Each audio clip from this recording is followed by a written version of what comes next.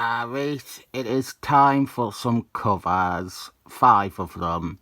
And since I have been making myself read DC Comics all week long, I thought let's do a theme that is a very DC thing. And that theme is legacy characters. No matter which DC character you think you want to get into, you look them up online and you are put off when you find out there has been at least 3 different people who have been that hero at points. So that is a theme we are running with today.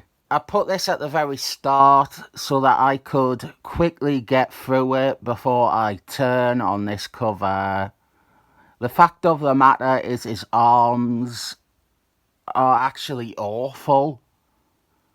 It's a combination of the pose and the style, but if I were to let any more time pass, I would run into the other room and get an issue of Superboy to replace this one with. This is Detective Batman 667, the number of the next door neighbour of the Beast. We have Aztec Batman, a wonderful design for a character, Batman's dark and violent replacement. And as a cover, this is appealing until you start to focus on the hands, the forearms, and the biceps.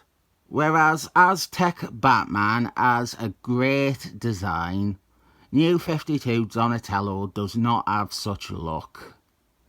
I do, however, really like Donatello.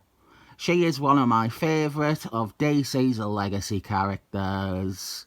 And when it comes to DC characters with confounding origins, I think Donatello takes the cake. This is Tiny Titans Unt issue 3. The art is by Yanick at the Disco. The last cover, the Batman one, was by Kelley Jones, who is either the lead singer of Stereophonics or Kelley Jones, who is the sexiest character from the 2007 Saint Trinians movie. She was also in the sequel, but only for about 10 minutes, and she wasn't as sexy in that one. Dr. Fate's female edition.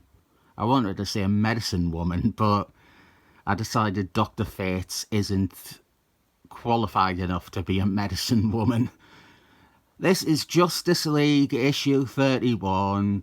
This was when there was a really fucking weird pair of people who were Dr. Fates. Right, it was like this kid, this 10 or 12-year-old kid called Eric. And then there was his stepmother, who was called Linda. And Linda was the age you would expect for a stepmother. 30 at the youngest, 49 at the oldest. And the story was that Linda was in love with the child stepson, and the thing was played like it was true love, and that it's okay because true love transcends age. We are lucky that a court of law does not transcend age, and were it real life, Linda would be held accountable for what is definitely illegal. This is Gladiator issue 2, Manhattan Gladiator, from the twisted mind of Van Morrison. Oh, there's that downvote again. I cannot call them Van Morrison without one person giving this video a thumbs down. Every single time. It's at the point where I am more impressed that they apparently watch all my videos, but the straw that breaks the camel's back is that I call this one writer Van Morrison instead of their real name, which in all honesty is pretty darn close to sounding like Van Morrison. Nice cover on this though. You probably cannot tell, but he is actually African American.